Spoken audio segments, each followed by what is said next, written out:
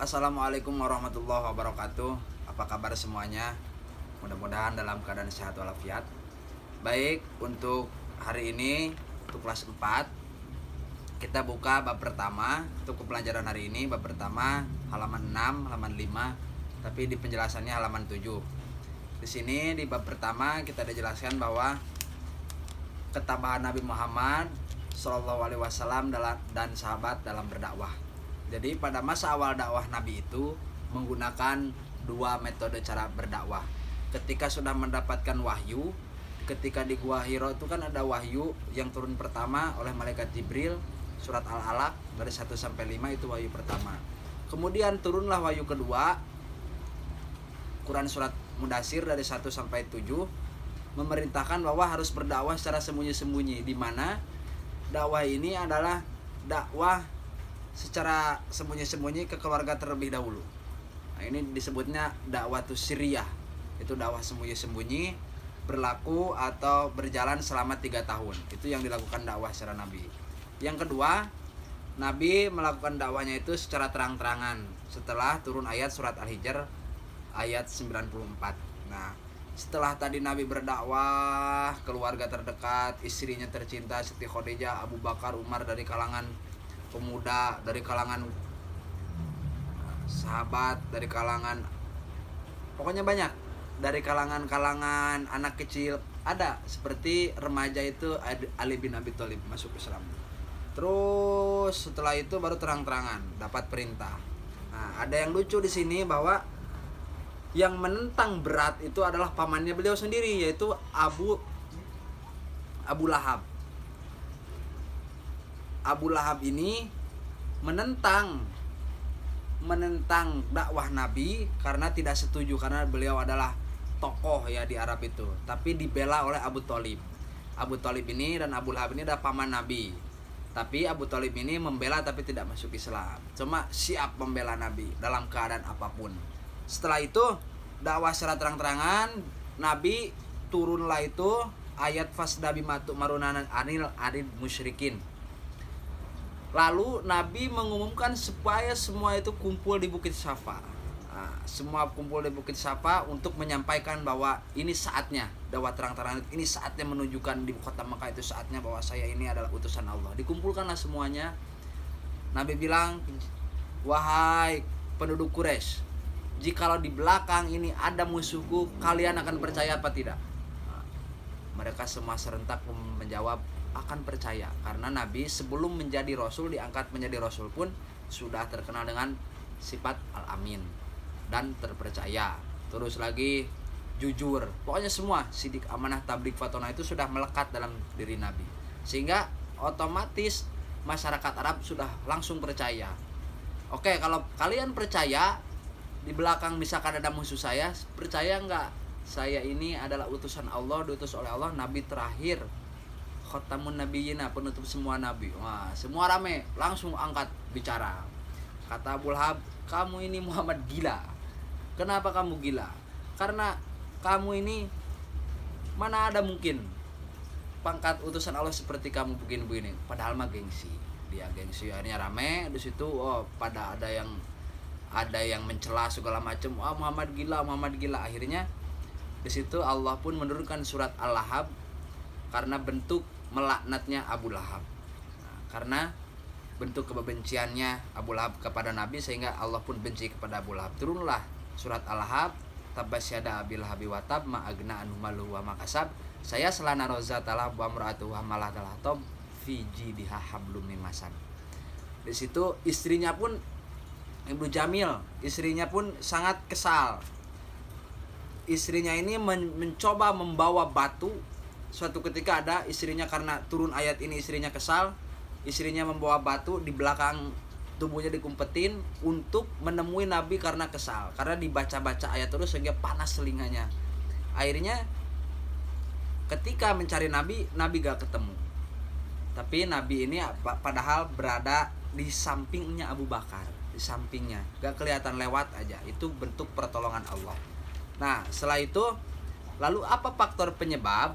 Lanjut ya, faktor penyebab kenapa mereka tidak mau masuk Islam, penduduk-penduduk kafir Quraisy ini. Yang pertama, persaingan berebut kekuasaan. Kalau mereka masuk Islam, mereka derajatnya sama. Karena dalam orang-orang kafir ini derajat itu gak mau disamakan. Dia raja, ini pembantu, ini budak, gak mau disamakan, mau beda seperti itu. Dia mah kacung segala macam. Jadi dia mau lebih tinggi. Nah, kalau masuk Islam semua sama. Inna akramakum indallahi atqakum. Yang mulia di hadapan Allah itu hanyalah ketakwaan. Mereka gak mau itu. Nah, kalau mereka masuk Islam, kekuasaannya pertama akan diambil alih Nabi, kedua ya tadi derajatnya itu dia sebagai penguasa hilang. Yang kedua, hilangnya kasta. Jadi maksud hilangnya kasta ini, ajarannya ini kan penduduknya itu sama, mulianya sama, manusia itu sama di hadapan Allah. Jadi mereka kalau misalkan hidup bersama orang Arab ini gimana ya, jadi merasa rendah lah. Yang ketiga, takut akan kebangkitan. Karena Nabi berdakwah, jadi nanti kalau kalian masih berzina, mabuk segala macam, nanti di hari akhir ini akan dibangkitkan dalam keadaan dosa-dosa kalian. Mereka merasa takut. Mereka merasa takut mendengar seperti itu. Kalau sekarang mah Islamfobia. Jadi mereka merasa terngiang-ngiang gitu di telinganya. Jadinya mereka gak mau. Hampir semua tingkah laku kaum Quraisy merupakan perbuatan aniaya yang akan mendapatkan hukuman berat di akhir kelak nanti. Mereka gak mau. Yang ke 1, 2, 3, yang keempat, lenyapnya perdagangan patung. Ini yang menarik. Jadi kalau misalkan orang-orang kafir ini masuk Islam, otomatis penjualan perdagangan patung mereka gak akan laku. Karena Allah kan bukan bentuk jirim, bukan bentuk manusia, bukan bentuk patung, bukan. Nah, jadi mereka ada pikirnya begitu. Sampai rela begitu menaruhkan keimanan dengan perdagangan. Yang kelima, yang terakhir, larangan taklid kepada nenek moyang. Nah, jadi mereka punya adat, kebiasaan bahwa ini kata nenek moyang tetap jangan tinggalkan ajaran nenek moyang. Jadi harus dipegang teguh gitu.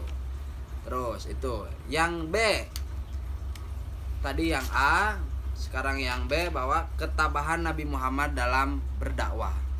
Di mana dakwahnya? Dakwah atas ancaman paman Nabi. Bagaimana ancamannya? Nih, ancaman pamannya itu Abu Lahab mengancam bahwa kepada Abu Thalib bahwa membawa seorang disebutnya, siapa yang dapat menangkap Nabi Muhammad saya akan kasih hadiah.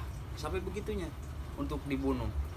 Pokoknya sampai cerita tadi itu, cerita ketika di Bukit Sapa itu rame, terus tidak berlanjut di situ terus sampai Abu Lahab ini pernah sesekali membawakan sebuah pernyataan, kamu mau apa gitu. Saya mau turuti asal kamu jangan menyebarkan Islam. Tapi demi Allah, kata Nabi, kami tidak akan lepas, kami akan tetap menjalankan dakwah ini.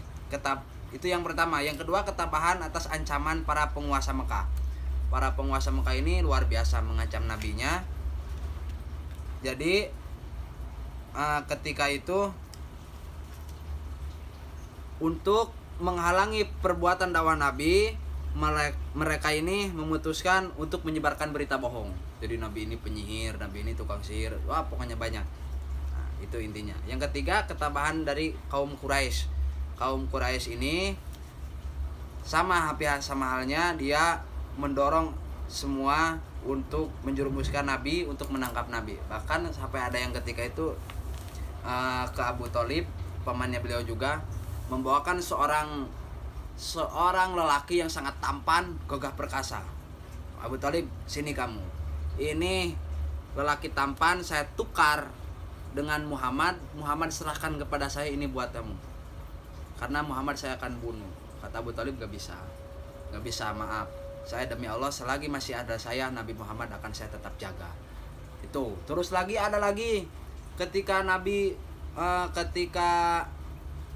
ditemui oleh seorang penduduk kaum Quraisy. Muhammad, saya akan kasih harta, tahta, wanita, semua saya akan kasih asal kamu berhenti berdakwah. Demi Allah, kata Nabi, saya tidak akan berhenti berdakwah sampai segitunya. Terus atas ketabahan pemboikotan Bani Hashim dan Bani Muthalib, itu diboikot selama 3 tahun, di mana tidak boleh berdagang jual beli, dilarang berdamai, dilarang berbicara apapun, dilarang saling mengunjungi, dilarang, pokoknya semua dilarang, diboikot. Sehingga banyak orang-orang yang disiksa, banyak orang-orang yang lemah itu wah diancam segala macam. Nah itu, jadi mereka ini itu ketabahan Nabi dalam berdakwah, banyak rintangan dan cobaan. Terus selanjutnya tabahan Nabi dalam para sahabat dalam berdakwah, ini diantaranya sahabat. Nah, untuk yang C-nya kalian bisa baca sendiri ya. Bapak rasa ini cukup karena terlalu panjang ya, karena fasilitas tidak memadai ya. Mudah-mudahan dengan adanya begini kita bisa menjalin terus belajar. Untuk yang C-nya kalian dibaca, dipahami ketabahan para sahabatnya. Setelah itu nanti dikerjakan aja, gak usah kerjakan. Dibaca aja yang C sama yang D-nya, dibaca, dipahami aja. Nanti minggu depan insya Allah Bapak kasih lagi videonya untuk penjelasannya.